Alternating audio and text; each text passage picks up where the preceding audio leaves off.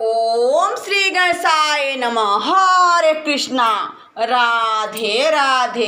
मैं कुसुम सिंह छतराड़ी आप सभी का अपने चैनल शिव शक्ति में हार्दिक स्वागत करती हूँ। आज मैं आप लोगों को शिव महापुराण के पंचम उमा संहिता के तीसरे अध्याय की कथा सुनाने जा रही हूँ। शिव जी की महिमा। संत कुमार जी बोले, महात्मा उपमन्यु जी के ऐसे वचनों को सुनकर श्री कृष्ण जी को बड़ा आश्चर्य हुआ। उन्होंने शांत चित्त हो उन महामुनि की बड़ाई की और उनकी कृपा से शिव जी की कृपा मांगी। महात्मा उपमन्यु ने कहा, हे पुरुषोत्तम, चिंता न करो, तुम्हें शीघ्र ही महादेव जी का दर्शन होगा। हे हरि, आज के 16वें महीने में तुम्हें पार्वती सहित शिव जी का श्रेष्ठ वरदान प्राप्त होगा। इसके लिए मैं तुम्हें एक मंत्र बतलाता हूँ, जिसका कि जप कर तुम शिव जी का दर्शन कर लोगे और तुम्हें अपने बल के समान पुत्र भी प्राप्त होगा। ओम नमः शिवाय। इस मंत्र के जपने से मनुष्य की सारी कामनाएं पूर्ण होती हैं। संत कुमार जी कहते हैं कि इस प्रकार की महादेव जी की कथाओं को कहते हुए उन्हें वह 8 दिन का समय एक क्षण के समान व्यतीत हो गया। 9वें दिन उन महामुनि ने उन्हें अथर्ववेद शीर्षस्व शिव के इस महामंत्र की दीक्षा दी।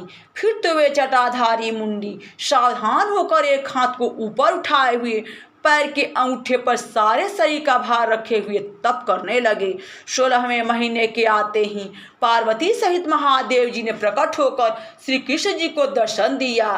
पार्वती सहित शिव का दर्शन कर श्री कृष्ण जी प्रसन्न हो गए और उन्होंने हाथ जोड़ सिर झुकाकर अनेक प्रकार की स्तुतियों से उन्हें संतुष्ट किया। आकाश से फूलों की वर्षा हुई तथा गंधर्वों सहित देवता, विद्याधर और बड़े बड़े सर्पों ने उत्तम स्रोतों द्वारा भगवान रुद्र की स्तुति की। तब पार्वती के मुख को देखते हुए भक्त वत्सल शिव जी प्रसन्न हो श्री कृष्ण जी से बोले, हे श्री कृष्ण, मैं तुम पर प्रसन्न हूँ, वर मांगो।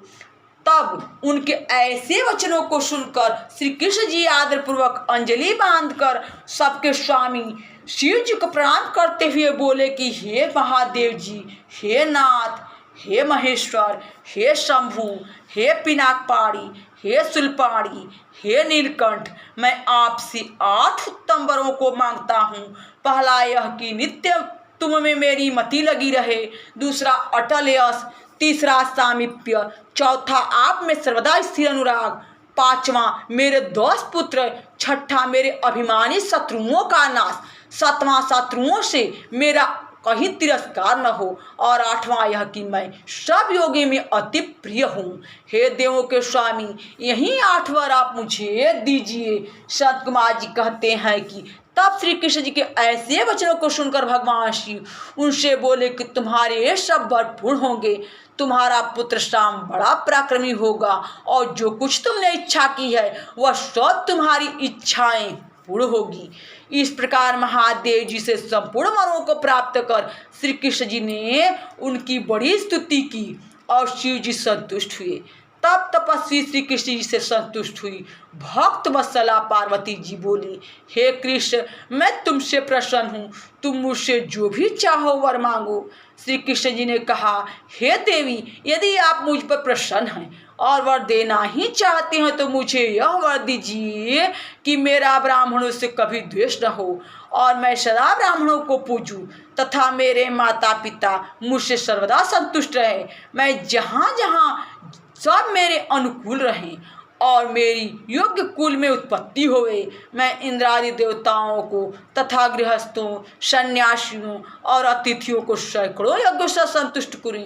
हे शांकरी, मैं तुम्हारे प्रसाद से सहस्त्रों स्त्रियों का प्राण प्रिय हूँ तथा उनमें मेरी अटल प्रीति होवे। संत कुमार जी कहते हैं कि तब श्री कृष्ण के ऐसे वचनों को सुनकर देवी सनातनी ने विस्मित होकर उन्हें तथास्तु अर्थात ऐसा ही होगा कह दिया।